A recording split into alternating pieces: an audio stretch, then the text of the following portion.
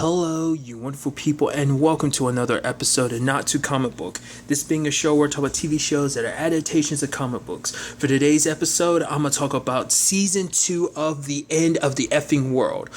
Before, really get into everything, I'll kind of start off with a small, non-spoiler review. How did I feel about this season as a whole? I thought it was great. If you haven't seen this yet, obviously, if you've liked Season 1, I think you're going to love Season 2 because you build upon so much from Season 1. And I think the trailer did such a good job, and it's something I talked about too, that now thinking back on the trailer, I feel like it gave you a tone without really telling you anything about the story, because none of the story elements were really prevalent. Like, this is what Season 2 is about. You kind of get the feeling like it's Alyssa dealing with the aftermath of Season 1, but even that it's just kind of the tip of the iceberg. I mean, it's a big part, but there's other things at play here, and it's actually really interesting.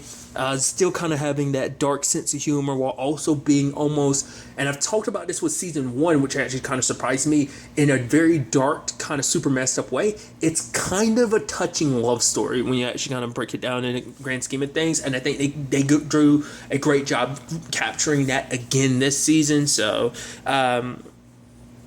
it's an interesting romantic drama / dark comedy, yeah, my general thoughts, like I said, if you have not seen it, you need to change that immediately. It is well worth your time, like I said, especially if you like Season 1. I think you'll really like Season 2, but that's just me. So, going forward, I will be going into spoilers, so if you have not seen all of Season 2 of The End of the Effing World, do not listen any further, because I will spoil stuff for you, so you have been warned.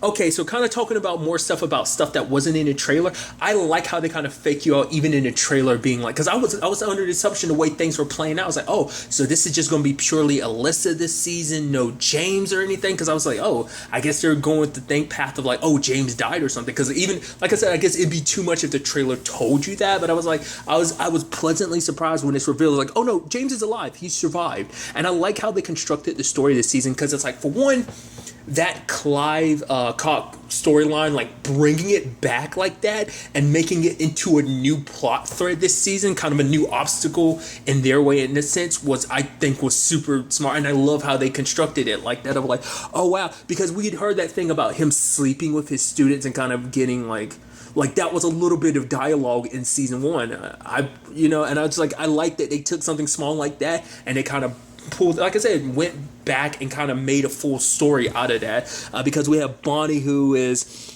I mean, I guess it kind of shows you just how fucked up parents can be. Like, I mean, I guess they don't even have to be the most fucked up parents, but parents just, it's almost a thing of like the nurture aspect of everything ends up making you and who you are. So it's like Bonnie became the person she did, I guess, because, and maybe even in spite of everything her parents do, especially her mom making her eat the lipstick, because it's like, oh, you know who wears this? Hookers. I'm like, okay. So, like everything with her mom and her dad left and never came back.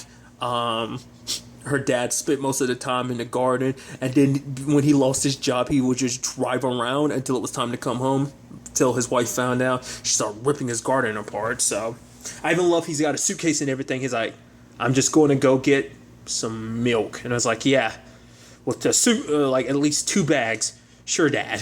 So that's interesting. It's actually interesting because we never did find out. Well, because the way Bonnie talks about it, she's like, later on, she's like, she doesn't talk to either of her parents. So I guess her and her mom never, I mean, to be fair, it's like everything with Clive took place fairly. It seemed like the events happened pretty quickly.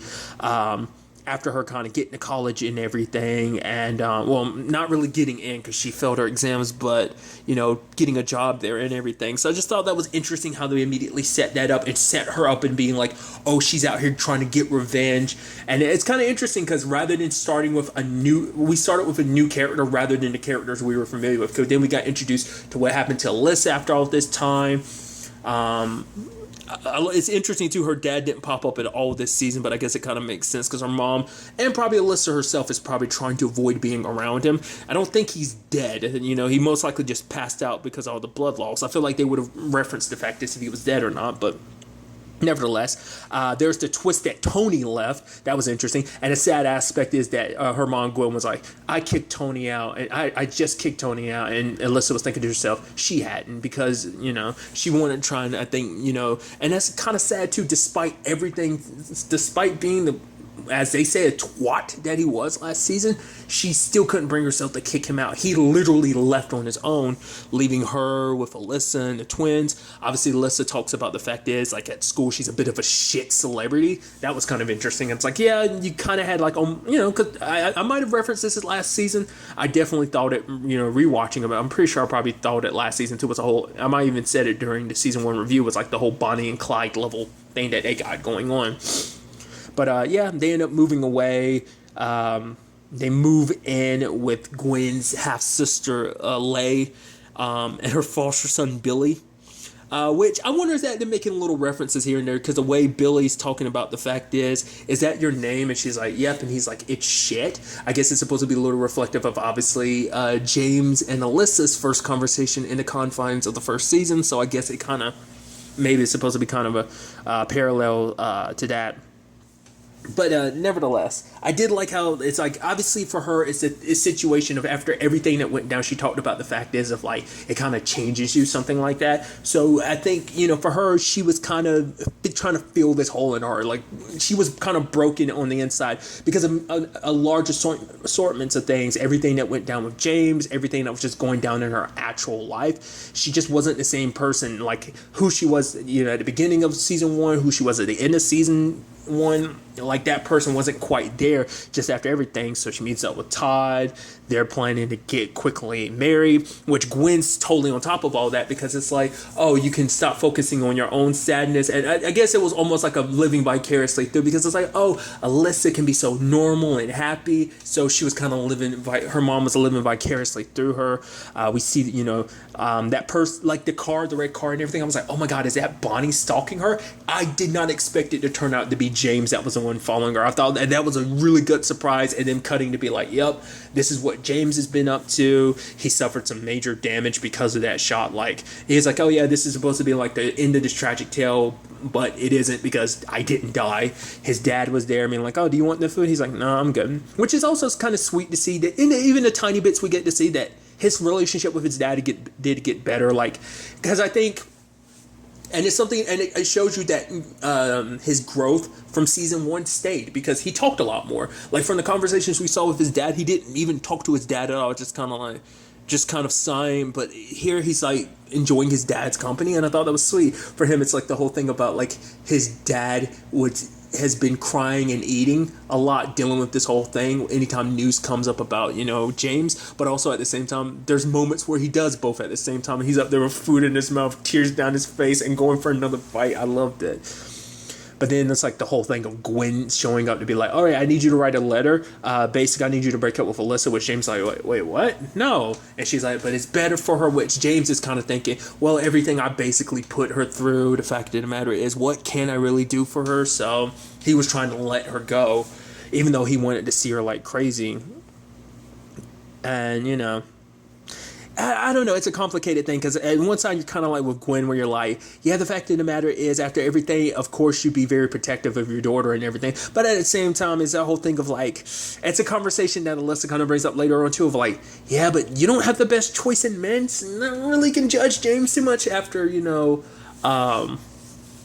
Leslie and Tony. They are not like stand-up dudes themselves. James is, in a crazy sense, it's weird to say, is a much better dude than they are, But and I felt so bad because I liked the strain that they kind of put on that relationship, because it wasn't like, oh, we're picking up right where season 1 left off, they're super in love and everything. It's like, no, it doesn't end there. Like, it doesn't pick up there, because things are complicated. Well, for one, like 2 years have passed, which I did like that they applied to like real life time in between seasons to the actual show, but I thought it was interesting, like, because the fact of the matter is James is, in his mind is like, oh, we can pick up right where we left off, but for Alyssa it's not that easy, especially, and it seems like it's not just the letter that James wrote, because at first I thought he didn't want to say anything about it being Gwen because I guess for him it's like he didn't want to shift blame, and it's like I guess he didn't want to kind of tamper anymore with like her relationship with her mom, so I guess for him it's like no, I'm gonna try and get this, do this on my own, but I guess even when he finally told her, she was like, right, okay. Because it's not just about the letter. It's just so much going on in Alyssa's life. Even her off getting married and everything. Even she could never explain why. Because I think it's just like, she, and it's even something that, James had talked about later in the season of like how Alyssa was kind of reverting a little bit back to the person that she was beforehand, who she was kind of when her and James started, dating in the beginning of season 1, kind of a little more foul mouth, kind of being really mean, but that kind of died down as the season progressed to a certain extent, and so he had talked about the fact is he had forgotten, like she was, like I said, acting like that again. Even the fact of the matter is she could even make a room colder just because of like the silence was piercing, just because she was like, I gotta go back. But then at the same time, it's like she didn't want to go back, and she found herself saying stuff like, I didn't want to say that. I didn't mean to say that. It's just that, and I think that's, that's the beauty of this being like a young love story. Is the fact of the matter is, it's like, you're teenagers, you're conflicted, you don't really know how to properly understand yourself on a very like emotional and psychological level. So like, both of you are emotionally and psychologically, let's be honest, psychologically and emotionally fucked up.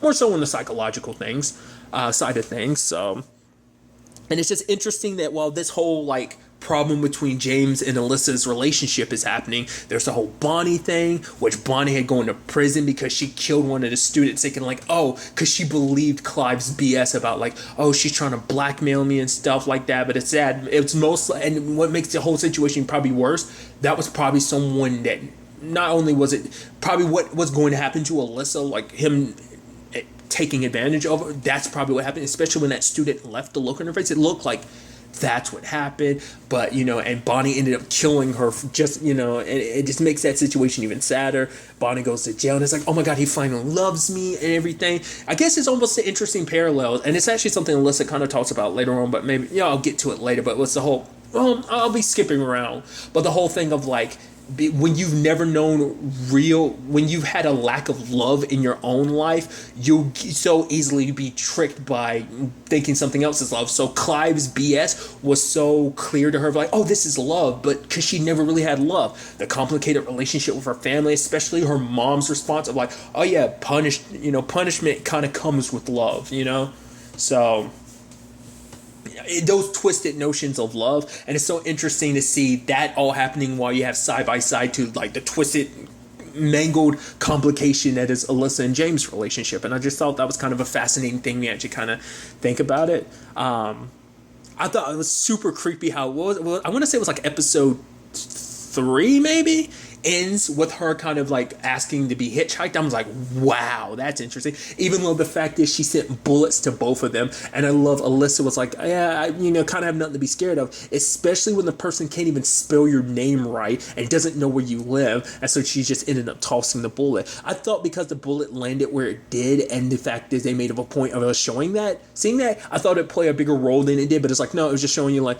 yeah, it's whatever. But I guess that, showing like, oh, this is that plot point starting to build up, but the bullet itself didn't necessarily well, I guess in the grand scheme of things, if you want to think about it, it kind of did matter, because I'm, like I said, I'm gonna be skipping around a lot, but like when I thought like when Bonnie's in her head and she kills James and Alyssa, even I was like, holy shit. I was like, nah, this is going to be in her head. But the way it kind of took its time, I'm like, is this real? I was like, there's no way they did it like that. What? No. I said, okay, it was all in her head. But that's why I'm like, technically, I guess it did kind of come back, because one bullet for each of them, there was a bullet with both of their names on it. So I don't know. That's most likely me overthinking about it. I just think it's kind of interesting, now that I'm sitting here, overthinking it in the grand scheme of things. But nevertheless. I mean, it is interesting because they've done that before, like the whole introducing something and then making it like plot relevant later on. Because at first, like, you know, James is like, oh, look at, do you think these antlers are authentic? Oh, they feel pretty sharp. Lo and behold, that plays a role in the Bonnie story later on, which, to be fair, motel dude was a creep. I even love that whole situation of like James and Alyssa kind of having her back of being like, well, why do you assume that she's single? Like, what if, oh, you thinking that we're the ones that got married? Who's to say I didn't marry her? And James is like, yeah, who's to say I wasn't like the vicar in this situation? And it's like, she doesn't want to date you. But, you know, you start seeing the shady side of things when he was pouring her some wine and he poured like some like other alcohol, and maybe it's like tequila or something, and you're like, okay. And then gets even creepier when he rolls up in a room and he's closing the door, and it's like, okay, it's already creepy, but I'm like, if you left the stuff and then bounced, but you didn't, you made it worse because you did super creepy move of unzipping your pants, and it's like, you don't even have to touch it. Just that turn of events, and it's like, it's hard to say like whether home dude deserved it. Was he being a huge humongous piece of shit in that moment? Yes. But it just kind of sucks. He was pleading for his life, and she was kind of drunk and everything. So she was like, all right. She tried to put the gun down. Lo and behold, the gun falls, shoots him in the head. He falls on her. She falls back into the antlers and kind of hurts herself. I'm like, that's a fucked up series of events. And now she has to cover that up, which, to be fair, it's so interesting because it's just kind of to think like, all this is about her getting revenge against my boyfriend that you two killed. And I thought it was interesting too how they kind of kept playing it up of like, oh, here she is in her head, think of like, oh, Alyssa and James are these evil people killing my boyfriend. I actually thought it was interesting too when you actually think about it, like, it's kind of a Bonnie's story, like her just waiting for the opportunity to kill both of them, is a little reminiscent of James' story plot in season 1 where he was like, I'll wait for the perfect time to kill Alyssa. I wonder, did they specifically do it like that? Because anytime like it cuts to like Alyssa and James killing Clive, it was very reminiscent of when, you know, James fantasized about killing her. Which I should also note, that's something Alyssa probably will never find out. The fact is that James wanted to be her boyfriend so he could kill her. Like, I don't think that's something he'll ever tell her about, so that's kind of interesting. I guess in the grand scheme of things, it kind of doesn't matter. So, but it's just funny, you know, to think about. But like I said, I just thought it was kind of interesting. Like, I liked her explanation too of like, you could have killed us at any time, but why didn't you? Because for her, she needed to know why. Because even though she's killing someone, it still wasn't the easiest thing. Because I guess spending time with Alyssa and James, it's like she kind of got to know them a little bit. But it's just, I guess because this situation's different from the student she had killed, because it's just kind of, that was a spur of the moment thing, even to the point she even called an ambulance because she was so distraught about it. So I guess because of that, she was reluctant to kind of immediately jump down. I need to find out why you did it. I have to, you know, because I think it's that thing of just like, is it just some randomness or did you plan it out? Like, I have to understand why you did it, you know? So I even loved her being talking to that pharmacist, who is, interesting enough, the actor, he played Connor Mason on Timeless. I was like, hey, I think he's the only actor in this season I recognized. I think in this entire show, I think that's the only actor I've come across in this. It was familiar, but regardless. What was that line he said that like, oh, like I've seen women in your situation before, you know, it's like, oh, I'm a feminist too. I don't know why that, just that the fact is he had to add that line. It's like, you didn't have to even say that. You could have just been like, I'm on your side or whatever. But it's like, nah, I'm a feminist too. I'm like, what? I thought that was neat. Some other details I thought was kind of interesting, like Alyssa actually going through with the marriage was actually surprising to me, because like her running off with James, I'm like, oh, she didn't do it, but she was still a little pissy towards him. So I'm like, oh, what's that about? And then she ends up revealing to James, I got to go back. My honey was like, wait, what? She's like, yeah, I went through with it. She wasn't sure why she did it, but she did say I do. But just, I guess, like I said, it's just because for her, she thought she'd feel something different. And then at the end of the day, it's like she still felt the same. Like before she got married, she felt the same way afterwards, because she wasn't really marrying for love. It's just because, like I said, she had this hole in her heart, this hole in herself that she was trying to fill, because she wasn't really quite sure why she was doing the things that she was doing. It's actually kind of, I think it's interesting because it's kind of similar to like the whole comment about James in season 1 of like how like, oh yeah, like he let stuff happen to him. You know, you don't have to just let stuff happen to you. It seems like Alyssa just kind of let stuff happen and like, oh, we want to get married? Sure. Well, that was more so her decision, but still, it's almost kind of like, yeah, I'm gonna start this, and then I'm gonna kind of go with the flow of things. Even at points, rather than calling her mom out on some BS and stuff like that, she's like, honestly, it's better just to accept things as they are and just kind of put on a smile, because I guess in some way she was trying to make her relationship with her mom better. At the very least, it's like, I'm trying not to be, as pissy towards you and stuff like that. So I didn't even talk about it, but that situation about James losing his dad too, especially because his dad was trying to make more a point to be like, oh, let's hang out and stuff like that, which was super sweet. And literally during bowling, his dad dies of a heart attack. I'm like, that sucks. Can't even bring himself to go back in the house, so he was living in the car the entire time. I even love that at one point when it's like, oh yeah, the car is stuck, and Lay's like, all right, so we're going to pick, so you need us to drop you off somewhere? He's like, no, I'm fine. And Alyssa's like, you live in your car, don't you? You live in the car, don't you? And he's like, yeah. And just having to reluctantly admit that. So I just thought that was interesting. Like I said, I just like that aspect of like the fact is that they are starting at two different levels. Once again, it's just like the compare and contrast to season one is really interesting, because where Alyssa is in this season is kind of where James was a little bit in season one, because she even talked about the fact that she doesn't really feel anything. So, I think it's one of those things of trying to feel something, because feeling something is better than feeling nothing at all type of thing. So, but we have James kind of being the Alyssa, where Alyssa's like, all the last season, Alyssa's like, I think I could find myself really falling in love with him, which obviously there's parallels between Bonnie and Clive because of that whole situation. Because he literally said that line to like, oh, I really can see myself falling in love with you. But James kind of took on that of like, oh, the lovey-dovey aspect, because he was trying to make things better between him and Alyssa. And there were moments where it could, like, the tension would crack between them, and there'd be little moments of like, oh, we're back to where we were, but then James would be like, oh, nope, back to square one. So I actually thought it was super heartbreaking during that situation.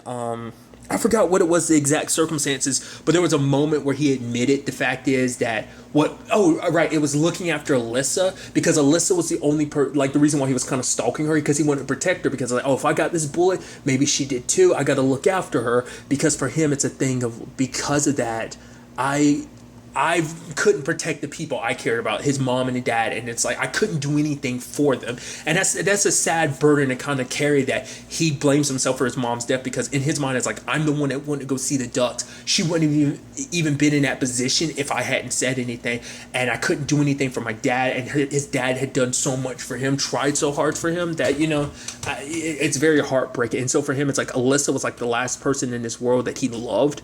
And even the entire time he was trying to find this, like, just say it, come on, just say it, that I love you, so I just the tragedy and beauty to that whole situation. I mean, more so like the adorableness of like, oh, he can't say the words even though he really wants to, but like obviously the tragedy and once again, somewhat beauty behind his reasoning to look after Alyssa, because it's like, oh, I love you, and also you're like the last person I care about, so I don't want to end up losing you. I'm gonna do whatever I can to not just stand by and let it happen, which the situation with dad, it's like, that's not something you could help. But I mean, I guess in his mind, it's like, if I wasn't in the hospital my dad wouldn't have been in a condition of eating to kind of deal with his pain of seeing me the way I was. So he wasn't getting the exercise he needed to balance all the eating he was doing to compensate for the pain he was dealing with because of me. So I guess that's how James kind of might blame himself even more on his dad's side of things. So.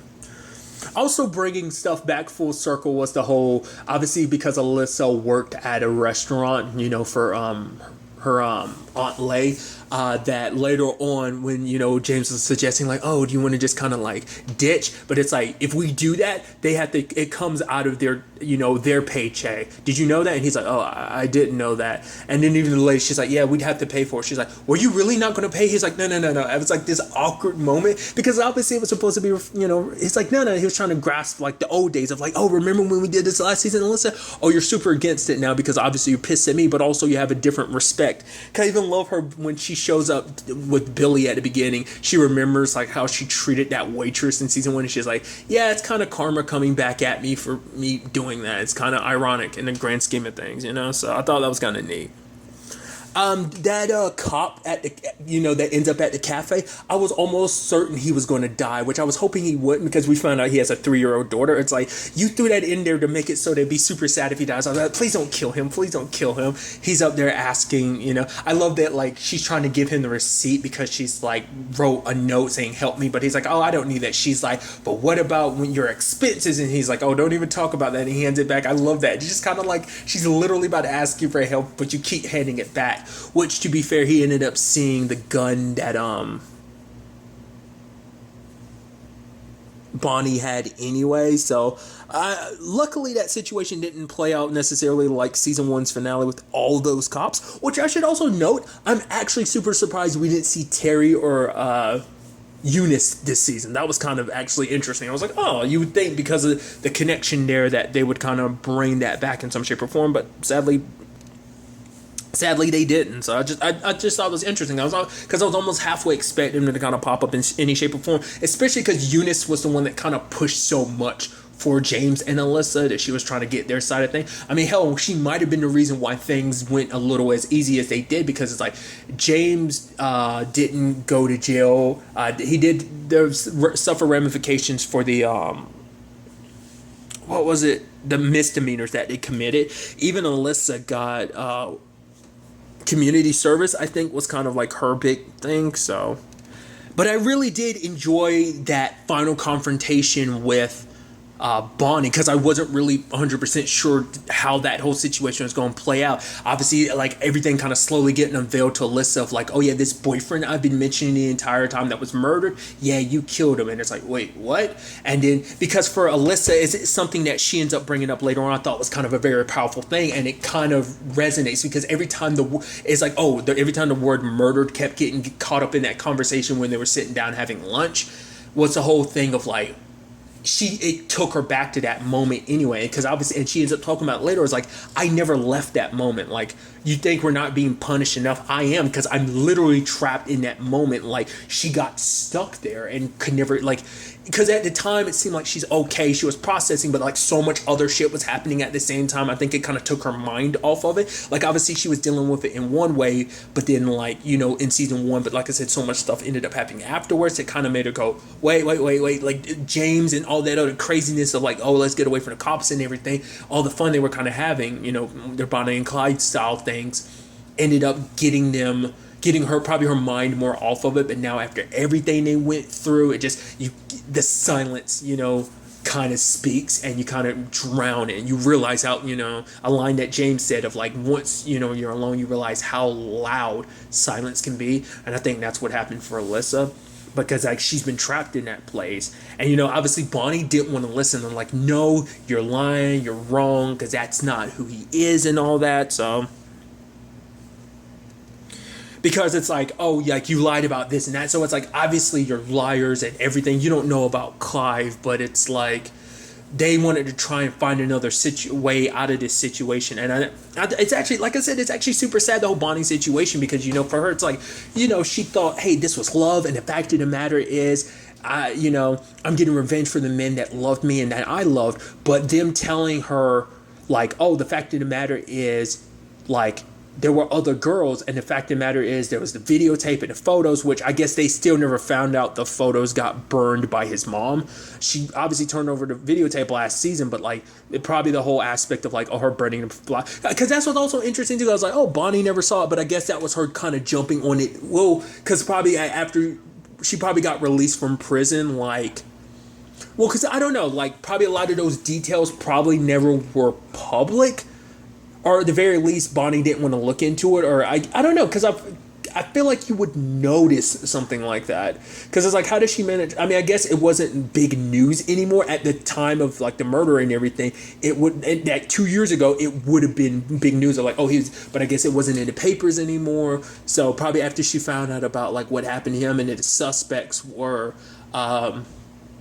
Alyssa and James, beyond that, she didn't care anymore. So I guess she ended up avoiding that. But like, it made her kind of look back at the relationship and realize like, oh, like, all it was him touching her, and like, it was more of a sexual relationship, that it kind of makes you go, oh, once again, that line that Alyssa said was so true of like, if you had a lack of love in your life, you won't know real love when it comes, like, so people can trick you into believing something is real love.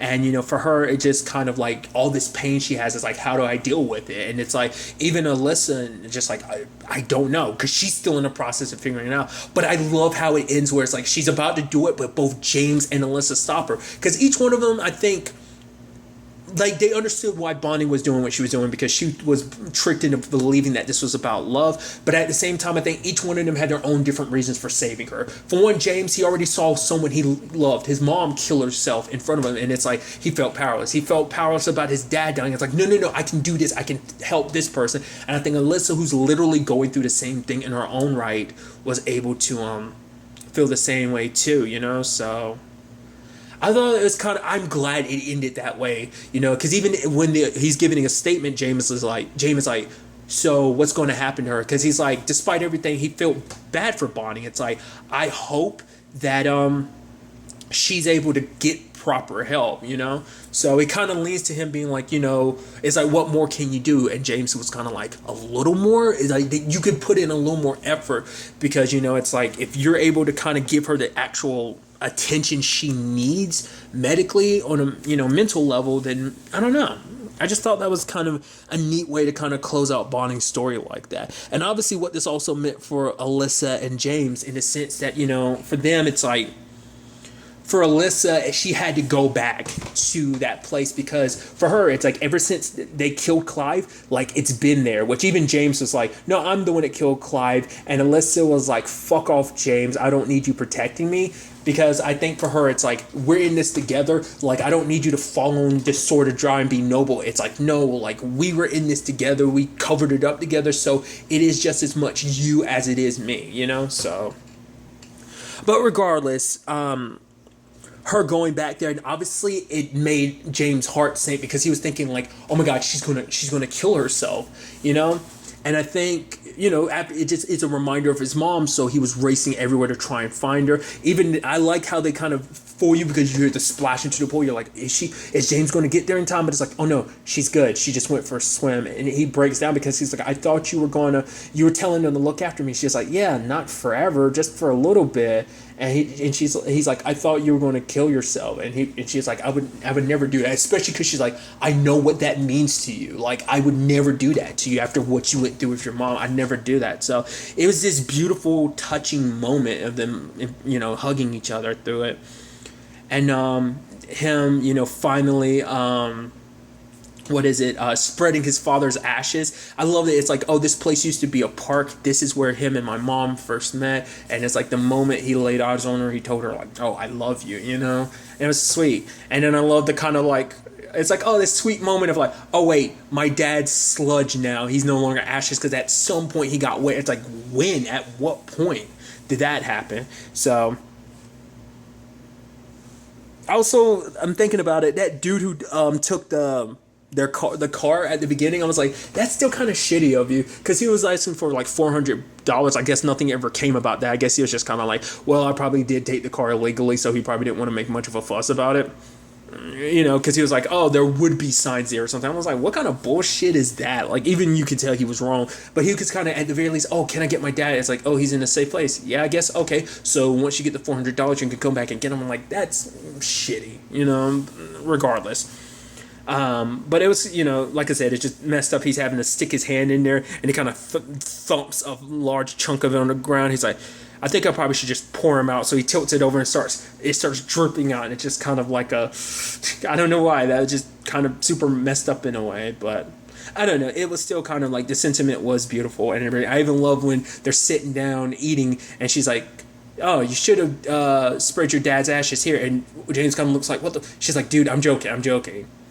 And I also love that thing of like, because it's something that kind of ties back to earlier in the season of like, it's that when her and James kind of reunited, she's like, that it's that thing, we have so much to say, you can't find the words to say, because neither one of them could bring themselves to kind of say what they needed to say, because it was just, you know, it's that thing of just like, everything's a little too much, because it's that thing of like, if you can never find the perfect thing to say, you kind of end up saying nothing at all, you know, because you're trying to suss everything out, you know. So I mean, like I said, James was kind of trying to put himself out there, but he's still awkward and weird about it. And obviously, Alyssa's kind of got like a big, brick wall up because, just of everything. But I did love her kind of talking about the fact is, and I love that line of her being like, I heard you, He's like, what? And she's like, yeah. And it's like, oh, when he whispered, I love you. And she woke up and she was like, what? He was like, what? It's time to go. I love that. I was like, that was super adorable. And it's like, oh, I heard you. She's like, oh, he's like, and she's like, I feel the same way too. He's like, what?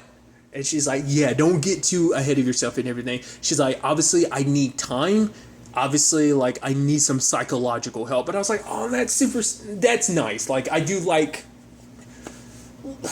they could, like, Alyssa has had time to process things, and she realizes like, yeah, I need help. Like, I haven't really dealt with my shit, so I definitely need some psychological help. But she's like, yeah, and James is kind of like, I love you too, and she's like, all right, don't get called, basically don't get all sappy and stuff. And I thought that was a beautiful way to wrap up this season, and that's the thing I'm curious about, like, I'll just finish my thought of just like I loved it. Like I said, this is a very explosive relationship. It was born through some dark stuff, but at the same time, like I said, even though legitimately it's a fucked up relationship, but there was actually kind of some beauty that grew from the kind of fucked up relationship, I'm curious to see what this kind of means going forward for her mom and everything. Obviously, there's a whole her and Todd getting divorced thing, which that was a whole thing in itself. So I even love that Todd being like,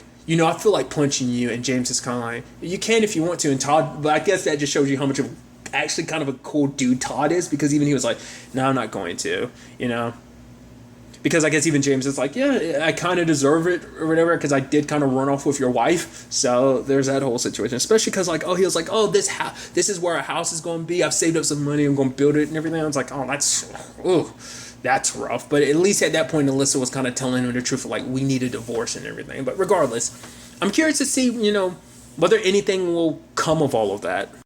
From what I'm reading online, just skimming through some things, it seems like there might not be a third season, because even the creators kind of like, from what a little bit I was reading, even the creator of the show is kind of like, I kind of like where the season ends, which I'm like, this is a good ending, because season one, its ending is a bit of a, it's like because that was kind of ambiguous about where things could have gone. Like, I heavily believe James died. That's why I almost believed like, if there was a season two, that it'd be like a new group of people we'd be following. But it's like, no, we got the continuation of their story, and we got the closing of it. I mean, granted, could you make a third season? Yeah, but I think anything that is left unanswered, like, what the family situation is going to be like, Alyssa getting the help she needs, regardless of all that, after everything that they've been through, especially because you brought in a new story with the whole Bonnie thing, kind of making that whole Clive thing completely close off. I think this is a nice way to end things. I would love if they found a way to make a third season, because I would just, even if, I'm not big on like, anthology stuff, so I'm not always keen on like following different characters, but they decided to do that with a third season, sure. But even the creator being like, honestly, this will probably end, this will be the last season, I'm actually kind of fine with it, because it's a very sweet and beautiful ending. Like, like I said, because season one's ending was kind of like, that's actually a bit of a bummer. But this one's a little more uplifting, and just especially them dealing with their shit. So like I said, I'm fine with it if they decide that there is no third season. So but regardless, a wild ride of a show, dude. I don't know, like, I love that it has this dark humor, and like I said, it is this beautifully tragic romantic story in a way, but romantic nonetheless. I'm like, it's a love story I'm heavily invested in. I was like, I want you to like get past everything, which, to be fair, getting past everything is not the easiest thing, especially when you look at the circumstances that both of you coming from family-wise, as well as, your own personal little issues, but, and everything that you went through in season one, and just everything, the direction your lives went in season two. I can understand like it not being an easy thing to kind of balance back. So I like that it is kind of like something that did take all season for it to kind of feel out, to be like, this is where we are.